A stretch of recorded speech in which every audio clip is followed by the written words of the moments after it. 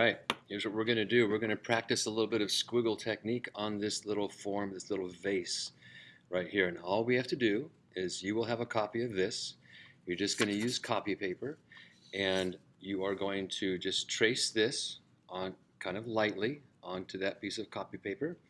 Off to one side, you can use this as a cover sheet, or that's fine. You can do, I'm going to suggest that you practice a little bit over here. And I'll show you that in just a second.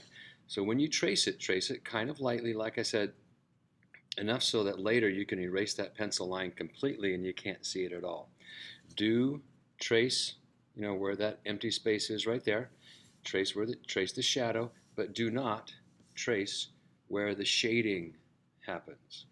Okay, I want you to do that by eye, because a lot of times people will stop their squiggle right on their pencil line and they won't get that nice soft blend.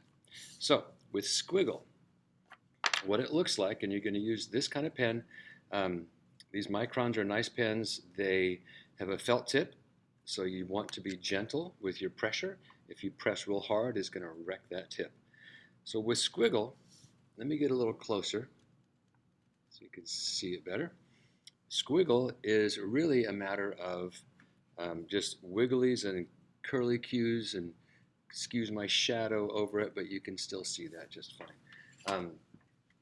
It's just wiggly, wiggly, wiggly all over the place, trying to evenly spread apart that technique. Now, what it is not is S's. Don't just make a bunch of S's. That's not going to be it.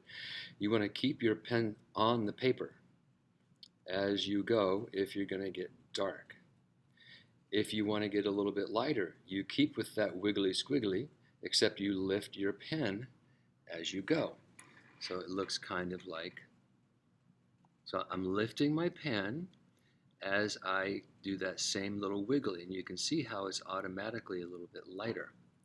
Then when you want to transition from darker to lighter to even lighter, you pick up your pen a little bit more and you leave just these separate little random curvy bits. And then when you see a little spot that might need one more little curvy bit to help even out the texture, that's all you do. Now, what you don't want to do is do squiggle in rows, just like shading. You don't want to do a row of squiggle and then do another row of squiggle going back and forth. So you want to keep it moving around. All right, so over here, and I'll just do little bits here and there just to give you the idea. Up against the edge, where you do have a nice clean edge, you can start your squiggle out here, but watch what I do when I get to my pencil line. I'm just going to do a little bit of an outline, then squiggle. Little bit of an outline, then squiggle. Little bit of an outline, then squiggle right up to it. So the value goes up to that edge and stops nicely. Do not outline anything like that. Okay? That will show later on. All right, so now we can just start moving around. And as you can see, it doesn't take a lot of time to kind of do some fill-in. And I'll just do a little bit of the background, really looking at this one to match the value. And you can see how this corner over here is a little bit lighter than this side over here. Okay, so I really want you to try to get even those subtleties. Inside the opening of this vase, you can see how it gets a little bit darker toward both sides, maybe just a little bit lighter there. And again, and I'll do a little bit here. Smaller places will require smaller squiggles. So out here, I'm going to let my lines stay a little farther apart. Let me go this way. I have to adjust. Then in the center, I'm going to start picking up my pen to let it get a little bit lighter.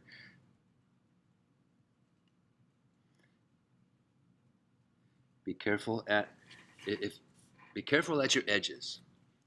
If that's an edge, and if you do squiggle right up to the edge, there's a good chance you're going to have a bumpity, lumpity kind of edge, and that's what you don't want. up against an edge, be careful to go right on your pencil line.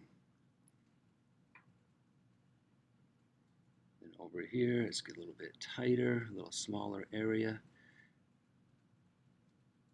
Now, before you start on here, I would absolutely practice a little value range over here.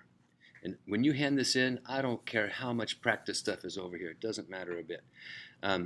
Practice going dark to light gradually. I'm picking up my pen now. And it's always safer to get a little bit lighter than you think you might need and then go back in and give it a little extra. When I give it a little extra, you can't tell, but I am picking up my pen just to give it a little bit extra. Okay, otherwise it might get way too dark. And the whole thing here is, oh, there's a fly buzzing around here. The whole thing, you are not going to paint anything in absolutely, completely black. That's not the idea. Squiggle can get very dark, but you will still see a squiggly little bit of texture. So it will not be 100% jet black, but you get it really black. See, you can still see some texture. See a little white dot right there. When you want to get really light, and let me do just a little bit right here across the top here. So I'm going to just kind of get some going, try to match that value. Kind of how dark that is right here that's the core of the shadow right there. Notice how it gets a little bit lighter toward this edge. So really try to see all those little value changes. But importantly right now, as I come over here, see how I'm starting to lift the pen up as I do my squiggle marks. And don't be afraid to let your little squiggle bits get really far apart like this. It's almost like doing dots. Let them get really far apart and smaller. Okay, but I have to put a couple right up on that pencil line so your eye can kind of catch that edge. Let me do a little bit of the background around the corner so you can start to see where that corner happens. Now down here, watch out for a little bit of reflected light. In Art 1, we've talked about that. See that the core of the shadow's right there, but out here toward the edge, it's just a little bit lighter, so that shadow, when you squiggle it nice and dark, can be there. Last thing almost, I think, do not go big with your squiggle if you're working in a larger area. Keep it kind of small and tight. What I tell my students is, see that 0 right there in the word micron? Right there? That is about the size of your squiggly in even bigger areas. Okay? So that's a good one good thing to look at to try to get a sense of size of your marks that you make.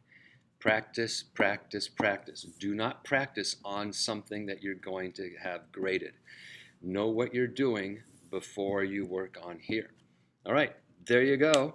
And then I'll need this back because we reuse these, and make sure your name is on it. They will all look very much the same. And there you go. See ya.